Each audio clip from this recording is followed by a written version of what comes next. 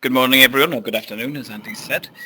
We're now on to week 3, or viewpoint 3, out of our 4 viewpoints from this series that we've put together. And I'm just going to say right at the outset, like I've done on the last 2 sessions, we're all on a journey with this. We don't by any means, we're not sitting here saying that we've got everything sewn up and sorted and we totally know how to use data. We're just happy to open our doors, if you like, and to share what we do. And we're constantly looking for feedback as well. So if you have any other suggestions and things that you feel could help and impact the school, could impact us, please, reach out to us on our social media pages. This is who we are doing the series. My name's Luke Rees, I'm the assistant head, and as Andy said, there's a webinar from me on the SLT version, or the SLT viewpoint of assessment at our school. Last week we had the pleasure of listening to Amy, who I think did a sterling job presenting the viewpoint of a class teacher. Next week we're going to have Janine Johnston, who's head of learning and progress, and she's going to look from a year group leader point of view. And today we have the pleasure of Emma Dibden. People may have heard of Emma previously. I know that she has worked with GL, and she's definitely, if you're in Dubai, you'll have definitely heard of her name. If you're in the inclusion circuit, she's going slightly red next to me at the moment. She's head of learning support, but she's also got the enviable title of inclusion champion as well, which is a fantastic title. She actually works at, we're at JESS Jumeirah.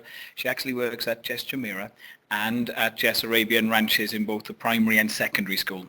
And for some time she led a group across Dubai, which was about helping schools connect and create networks, which is lacking at the moment, I think. So hopefully we'll move in that direction again in the future. So just to give a little bit of context about the school, we've mentioned this previously, but we had a primary school, JESS Jumeirah, boys and girls up to from FS1 to year 6, about 700 in total. And some terminology that you might be unfamiliar with there is that our number of students of determination is 21. And this is about the time that I tag Emma into the presentation, because there's a changing face of inclusion across the whole of the UAE, in Dubai in particular. And as a nation, the UAE is becoming more accepting of people with different profiles of need.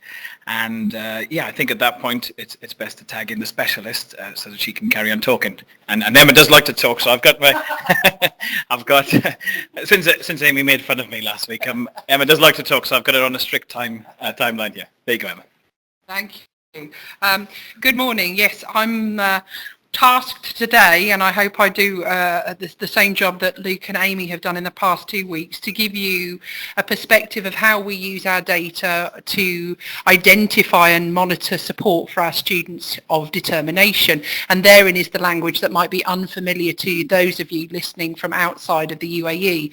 That terminology was introduced about 18 months ago, and was introduced by our Executive Council as part of our national agenda, and therein we're looking at becoming a more inclusive nation and a more inclusive city in Dubai. So the language of students of determination is recognising those young people who may be faced with some barriers to their learning, and a recognition of their determination not to allow that to inhibit their progress. You'll note there that the number we have it might appear proportionately fairly low. I'm going to go into a little bit more detail about that later on in my presentation, because we actually identify students in 2 different categories. Okay, so as has been the case in every other week, the question is, so what? How is the data going to impact learning for our students, specifically today our special needs students, those with profiles of learning that may include barriers and challenges? And as has been said in previous weeks, the way that we need to work is to filter down that data to impact individual children, and that's particularly important for those who may have additional educational needs. And I know you've seen this diagram now a few times, but it helps to start us off with remembering that there is a kind of layered approach to the way that we work with our data at JESS, through from whole school, narrowing down to supporting the individual. And really it's those last two groups, the groups and individual area, where learning support, that's our special education needs department, really come into play in terms of the way that we support both the student, the staff and the parents at school. So again, I'm just going to review a diagram that you'll have seen once before, and this is really thinking about that first level of data that we might engage with, our attainment data, our attitude data and our aptitude. So we're looking there at the progress tests, the PASS survey and the CATS results, and of course they all figure as part of the data profile that we look at. I'm just going to spend a moment on the Rubik's Cube solution. I won't go into how you solve it. I listened to all of that last week with great interest. I think I need a lesson with Luke and Amy. But when Luke and I first sat down to have a conversation about this, we were really interested in each other's perspectives and realised that actually we all come at it through, and this is a terminology I'm stealing from Luke, we all look at it through a different lens, and you might hear me use that terminology again. I'm going to obviously focus on that middle column there in regards to learning support, but the most important thing I suppose that we do from a learning support perspective is that context, that communication and the action that follows. So I won't labour on this slide for too long because I'm going to go into a little bit more detail into the specifics as we continue through the presentation. But this is a breakdown therein of the type of thing that we might do, and hopefully I can add a little more information in that regard. So when you're getting to know your students, particularly those students of determination or those with special educational needs and disabilities, you really need to dig a little bit deeper, and summative data can provide that first layer of evidence, so to speak, but we've got to treat that with caution, because if there's a red flag, there might be a bit more to it. And it's time to dig deeper to find out if it's an anomaly or if there might be something going on for that particular individual or individuals. So this slide was shared with you in Luke's first presentation 2 weeks ago, and it talked about some of the ways in which our class teachers, our senior leaders, our year group leaders look at the kind of data that we have available. But I'd like to add some additional layers there. So I'm going to show you a similar slide wherein some of those areas are covered, but there's a few additional areas here, because the picture for learning support is a bit more detailed. When we're exploring students with potential barriers or investigating what you might refer to as at-risk students, it's essential to look at the whole child. So we're thinking about all aspects of the child as a learner and as a young person in our community, and we're looking at identifying both those strengths and their challenges. And summative assessments are a good place to start, but we need to build beyond that and look at the context beyond the typical classroom evidence that we might have to help us to establish a detailed picture. And that's going to depend very much upon the individual profile of need that we're exploring. So that might include things like observations, which would be done in class or with specialist teachers. We might be looking at the child's life on the playground. What does it look like for them socially and emotionally? We might liaise with our counsellor or our medical team to see if there are any elements there that we need to consider. Importantly, we need to look at student views and their voice, and also parent views and the family context. We might look at screener assessments, and then we might move to external testing, which has a dual meaning here, because obviously for us the GL assessments are a form of external testing, but in this instance I'm also referring to outside agency assessments, things like educational psychologists, speech and language therapists, etc. So On that basis, I mentioned exploring the whole child and thinking about what it was that they needed and where their specific barriers were. And I'm going to use that language of lenses again. When we look through those multiple lenses, it's easier to assimilate the patterns of potential difficulties they may have. And we, like much of the practitioners, I'm sure, in the UAE and certainly in the UK, use the language of every teacher is a teacher of SEN. And so we all bring a different perspective of the child, and we often recognise some of their traits or their challenges in different ways, but we have to collaborate in order to establish what are the primary barriers to learning. Is it an academic or a cognitive need? Maybe it's sensorial or physical, or perhaps there's a social emotional barrier that's inhibiting a child making progress and being successful. And I know that in Luke's presentation, he spoke previously about the iceberg effect. And sometimes the first indicator of challenge for a child may be that manifestation of unexpected behaviours, but they're not necessarily the barriers themselves. So if you think about it as adults, we can often demonstrate avoidance behaviours when something becomes a bit too hard. I know I create the to-do list and work to the easiest things first, putting off the ones I don't want to do. So why shouldn't we necessarily expect the same from the children in our classes? It's therefore important to consider that whole child and to look below the surface. And so if we're going to consider the strengths and challenges of a child across all areas of learning and all areas of development, then recognising that different staff may have a more specialist insight into certain areas of the whole child, as you can see in this slide, will be a really powerful way forward. So just for example, in terms of communication, those language acquisition forms the early foundations of literacy development. So, our early years team might be the experts in looking out for those kind of barriers. The physical development, they might be noted by either our PE team or our health office team in terms of medical needs. Social emotional, obviously all teachers play a very important role in well-being and pastoral care of students, but we also have a counsellor who might be involved in that. We've become increasingly mindful over the last 18 months, 2 years, of the sensory needs of our students, and there's been quite a significant financial investment in both equipment and sensory circuits within our year groups. We've now got a sensory room, and we're very excited, but by the end of our very hot summer we hope to have sensory pathways in our outdoor spaces as well. So you can see how everybody kind of plays a really important role there in the whole development of a child. One of the things that we focus on in that regard is that every person has a piece of a jigsaw puzzle. And as Emma's got here, that there are all of the different staff that she mentioned, everybody holds one piece of a jigsaw puzzle.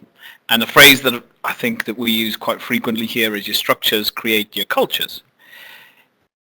There is no good the PE department knowing a piece of a jigsaw puzzle that is to do with physical development of a child or a barrier or learning, physical barrier or learning, and never passing that on to anybody else. There has to be a coherent and cohesive structure that encourages communication between each of the departments within the school.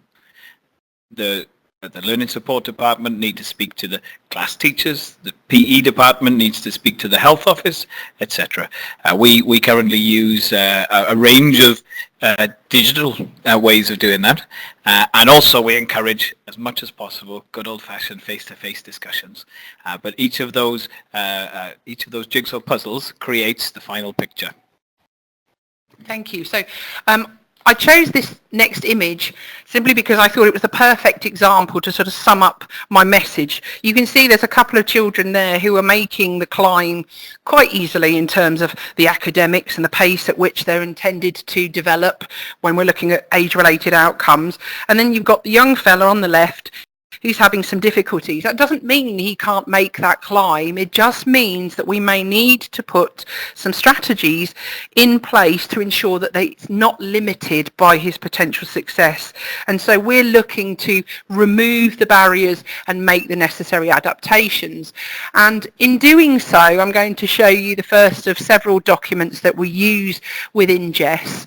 And this is our identification flowchart. And this kind of feeds off what Luke has just shared about those jigsaw puzzles and bringing all the pieces together. We are all teachers of SEN, and therefore it's a collaborative, a collegiate approach to identification that's really important in terms of being effective and identifying needs early.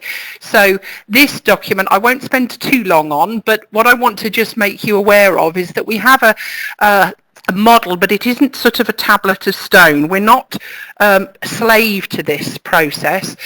But essentially what we expect teachers to do is to be mindful of those students within their class that may be flagged through their data, captured at key points through the year, or through their observations and their own teacher assessment. And if there's a point at which they have some concerns, you can see there, Luke mentioned about electronic formats. We encourage our staff, all staff, to make notes on our ISAMs, and that creates a universal record that will stay with the child as they progress through school and on into secondary, and acts as a really helpful source of evidence when we go back to look at challenges historically. So if a staff member becomes concerned about the progress the child is making, then we all come together, year group leaders, deputy heads, OASIS and counsellors, and we offer advice for strategies and adaptations that can be made in order to ensure that that child progresses. And again, this is just that structure that creates a culture within the school. What Emma and her team have sought to do is to establish, as she's mentioned a few times, that every teacher is a teacher of children with SEND. And if you look at the top of that slide, it refers to quality first inclusive teaching, because 90% of anything that's ever going to be achieved with any of the children is going to be through what happens on a daily basis with the children in the classroom. And Emma's structure that she creates here is that teachers have a flowchart to follow so that they can do what they need to in the classroom, and essentially, and it's definitely not to shift a focus of let me get my word in right, not to shift the focus straight to the learning support department. Is to make sure that the teachers know what they are doing in the classroom first. Then if they need to go to the outside specialist departments, and you can see there, if the needs are not met, then it escalates to the next stage. If the needs are not met, then it escalates to the next stage. And this is a really, really good example of an effective structure which creates a culture of every teacher being a teacher of SEND. Thanks, Luke. Yes, so as Luke has mentioned, it essentially creates a tiered system. So we escalate and we have a graduated response to need model. So we will advise teachers in the first instance with the intention of closing the gaps to learning. But for those students who are resistant to intervention and adaptation, as they move through that model, and it looks different for different students because obviously we look at the individual needs and the severity of those needs, so some may move through that model at a lot more expedient rate than others. But as Luke quite rightly points out, we try where possible to make sure that all of their needs are met in the classroom. So principally that's what that document talks us through. I'm going to share a couple more things with you that we use. This is a kind of a snapshot, so to speak, of the way that we collate our year-on-year SEN data. We have a screen like this for our SEN, our AEN and our cause for concern students. I'll explain a little bit more about how those three categories pan out in a moment, but you can see really quickly therein that we highlight those students who have got particularly strong scores, and we're looking right from year one across. We're putting those cats in year 3 and year 5, and we're tracking that data so that we know students that are already identified on our SEN register or those that may be on our AEN register or cause for concern are always in the forefront of our mind, and we can respond and adapt our intervention model to meet the needs of these students. students. So the next thing I'd like to show you, and it does look a little bit old school, and I know that in the previous weeks you've been demonstrated some Power BI models. We're hoping to move this into a similar model, but just for briefest context, this is what we do in the first instance when we're looking at our CAT4 data, and we're spotting those headline students. So in the first instance, we're looking at any student within our cohort that fall with a score of 100 or below in any of the 4 domains, and those are what you can see listed there, and they're conditionally highlighted to have those lower scores stand out for us. And then the column where you see the green, that's where we're looking at the high-low differential between the lowest domain and the highest. And you can see therein we've got some really quite uneven profiles for some of those students. We look at scores of 20 and more being a significant differential. I know that that's slightly adjusted from a GL perspective. I believe they look at 15 points difference, but I know that Andy can correct us on that later if I've got that wrong. And then what you can see, and this is the so what part, this is the context and action, what we add in there is some additional information. Is this a child who's on our EAL register? May that account for a lower verbal score? What are their teacher assessments? What support have they had? They're in OASIS, that's our learning support department. You'll have seen that terminology possibly on some of the other documentation. And that's fed back to year group leaders and to class teachers to help them to contextualise and to make plans both for those individual students who may have an indication of a needs profile, but also for the year group or for the children in their specific classes. So moving on, a couple more documents then. If when we got on the flow chart, I'm just going to skip back a couple of slides just so you can see where I'm talking about, that orange section on the flow chart there. If we're having a student who is not meeting needs with the adaptations and the modifications that we put into class, then we might look to escalate that to the next stage of our graduated response model. And herein we'd be looking for even more in-depth information about them. So these documents, this one's aimed at foundation stage students, but we have similar for Key Stage 1 and Key Stage 2 and our secondary colleagues the same. We share these with a teacher and we essentially ask them to give us a little bit more data. What do we know about the child? How often do you see issues with self-care or self-management, general processing and such? And the information from this document is pulled together with all of that other quality data that we have so that we can really start to unpack and unpick. And then we meet with parents and we add another layer of information. And for some students, the next part of that journey might be some internal screener assessments, and it will depend on the potential profile of the students as to what we use. In this sample you can see that there's the Lucid LAS test in there and the data's there. We've got the CATS profile scores, the teacher assessments. We use the YARC, the York Assessment of Reading Comprehension. This is a student who we probably expect might have a profile of difficulties in literacy, hence the specific literacy difficulty profile of battery of assessments, but we could easily look at a number profile if we were thinking a student may have a dyscalculic barrier.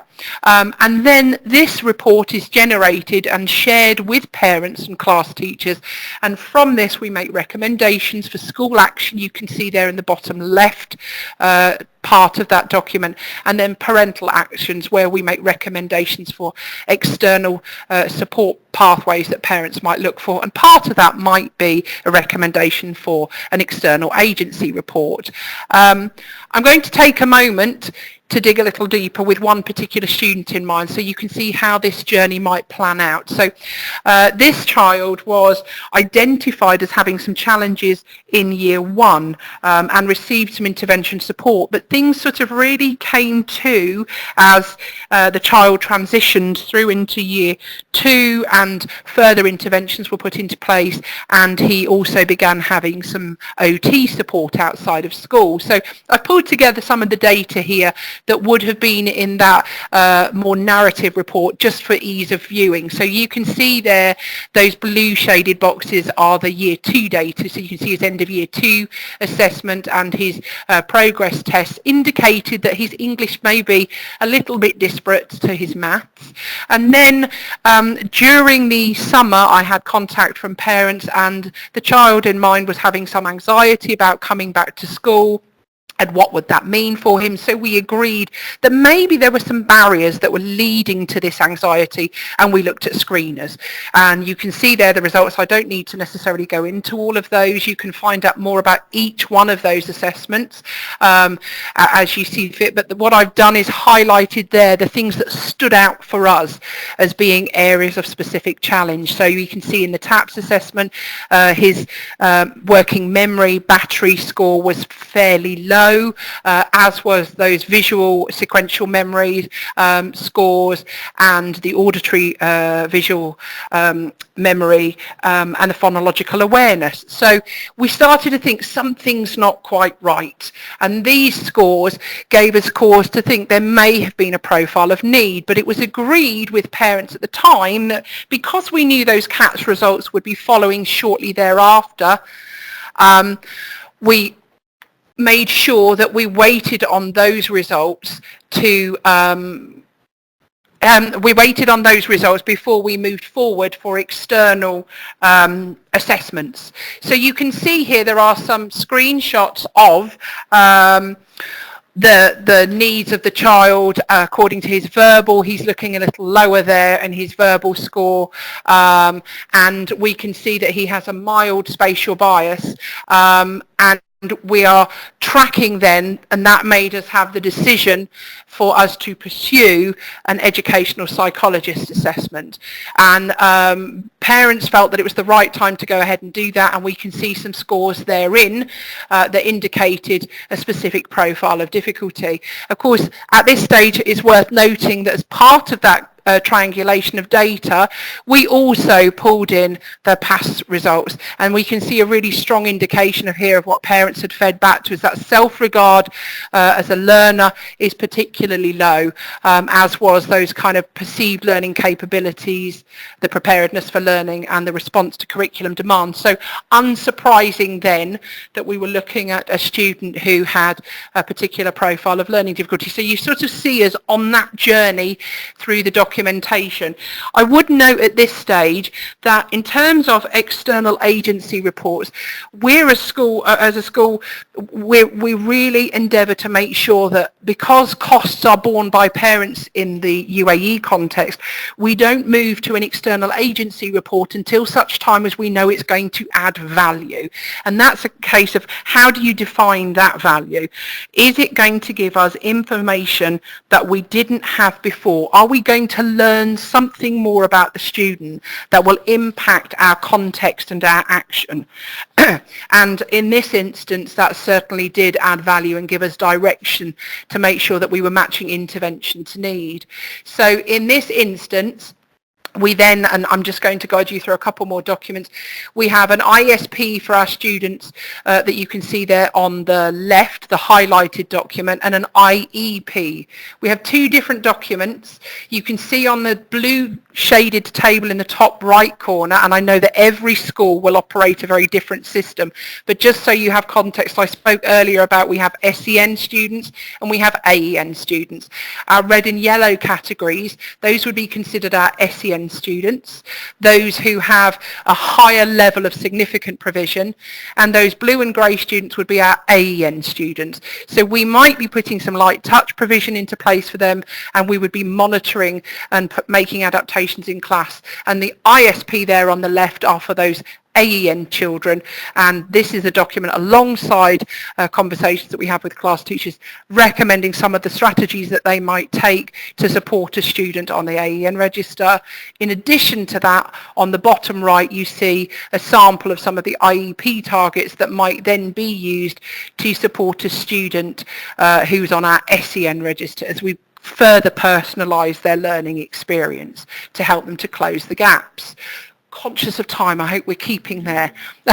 So just a reminder then, in terms of coming full circle, we looked at that perspective was very much from an individual student, but we kind of come down and we filter that process, and that then feeds into this last slide, which I've borrowed from Luke's presentation, wherein he shared a screenshot there of some of our Power BI data, and sort of you kind of almost gravitate immediately to those outliers, and I know those are children that we would be having some quite important conversations about.